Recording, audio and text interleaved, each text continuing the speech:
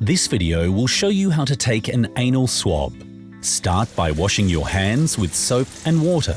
Dry your hands on a clean towel. Open the contents of the kit on a clean surface. Twist and pull the red cap off the plastic tube, but keep the swab inside the plastic tube for now.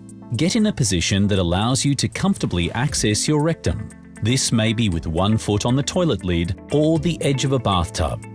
Take the swab out of the plastic tube and hold it firmly with your fingers on the red line about halfway along the swab. Slowly insert the soft tip of the swab 3 to 4 centimeters into your rectum. This is about where the swab becomes thinner.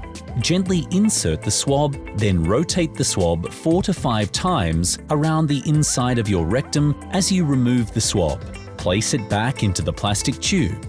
Push the red cap in place until you feel it clicks securely. Wash and dry your hands again. Place the swab back into the cardboard box, write your details on the form inside the box lid, and use the addressed adhesive label to secure the lid closed. Drop your sample off in any Australia Post box. If you have not been contacted about your results within 2 weeks, please call Melbourne Sexual Health.